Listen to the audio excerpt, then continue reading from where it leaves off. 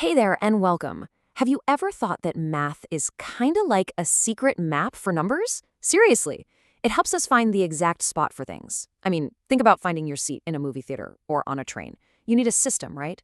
Well, today, we're gonna unlock that system. Okay, so just imagine this. You've got your popcorn, you're all excited, and you walk into this huge, dark movie theater. There are hundreds of seats. How in the world do you find your one seat? You can't just wander around hoping for the best, right? What do you look for on your ticket? Exactly. You use an address, something like row A, seat A. It's two pieces of information, and here's the super important part, the order is everything. Seat A, row 8 might not even exist. This simple little idea, using a pair of things in a specific order, that's the secret key to everything we're going to explore today. So, here's our game plan for today. First, we're going to build our map for numbers, then we'll learn how to plot points on that map. After that, we'll see how graphs can tell stories, and we'll wrap up with two special kinds of stories, direct and inverse proportion. Ready to jump in? Let's do it! First up, a map for numbers. And to get started, we're going to look at the simplest map you can possibly imagine. It's something you've totally seen before. So, this is just a good old number line. Every single spot on this line has its own address. In math, we have a fancy word for that address. We call it a coordinate. So if you look right here, the coordinate for this point P is just -1. Easy enough, right? But, this only helps us go left and right. What happens when we need to find a spot on a flat surface, like a piece of paper? And that leads us right into our next section, plotting your points. This is where we take that number address and actually turn it into a real location on our brand new map. So here's the genius idea. We just take two number lines and make them cross. The one that runs flat, side to side, we call that the x-axis. That tells us how far to go left or right. The one that goes up and down is the y-axis. And see that spot right in the middle where they meet? That is the most important spot on the whole map. It's called the origin, and it's our home base for everything. Its address is always 0, 0. Okay, let's plot our very first point together. We're looking for point A, which has the address 4, 3. It's a simple three-step journey. Step 1, and this is the big one, you always start at the origin, right there at 0, 0. Got it? Okay.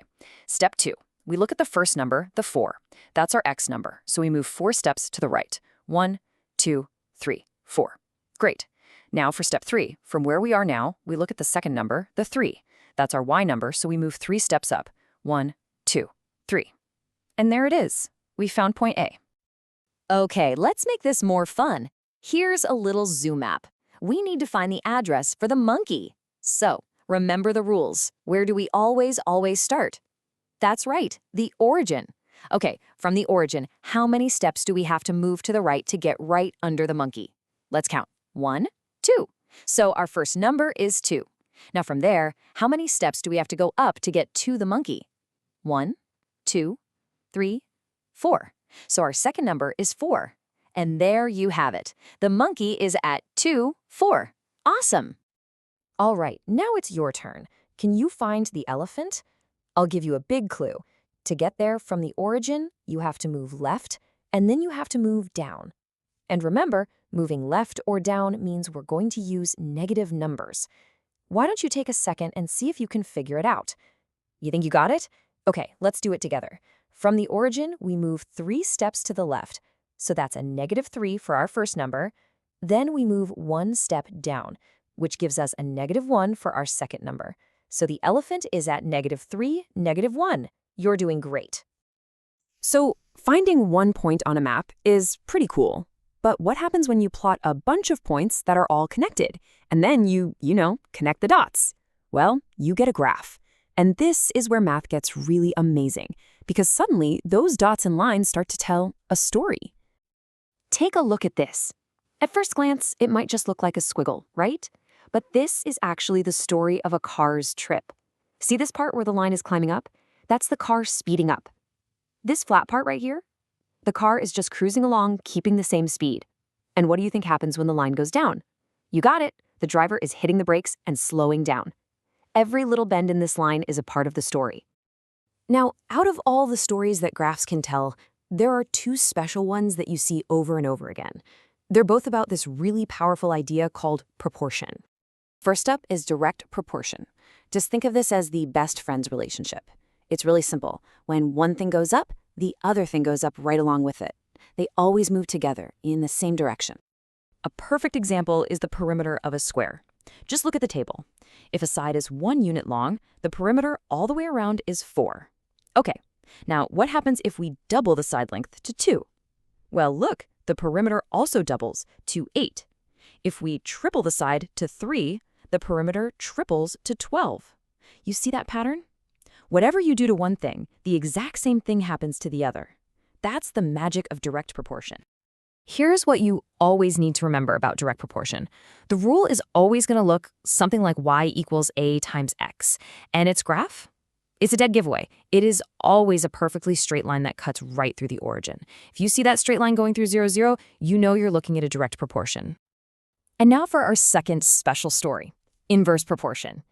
Now, if direct proportion was about best friends, this one is more like a seesaw. It's an opposite relationship. When one side goes up, the other side has to go down. Imagine we have a rectangle, and its area must always be 12. So if we make the length short, let's say 2, the width has to be pretty long, a 6, to get that area of 12. But watch what happens if we make the length longer, up to 3. To keep the area at 12, the width has to shrink down to 4. And if we stretch the length all the way to 6, the width gets squeezed down to just 2. See that? As one gets bigger, the other gets smaller. That's our seesaw.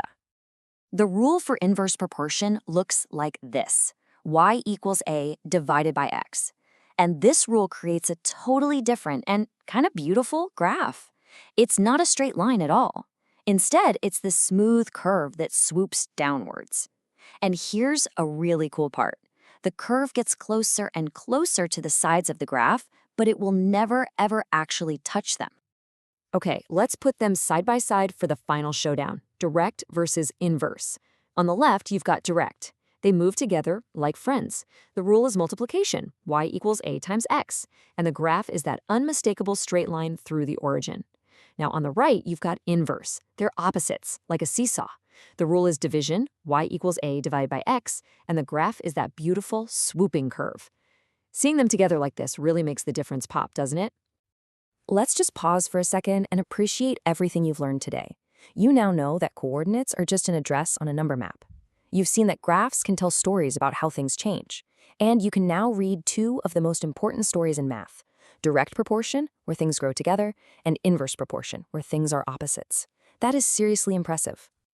You have learned a powerful new language today, the language of graphs. So my final challenge to you is this. Now that you know how to read these stories, what patterns out there in the real world do you think you could tell with a graph? The world is absolutely full of these stories now that you know how to look for them. Thanks for learning with me today, and never stop being curious.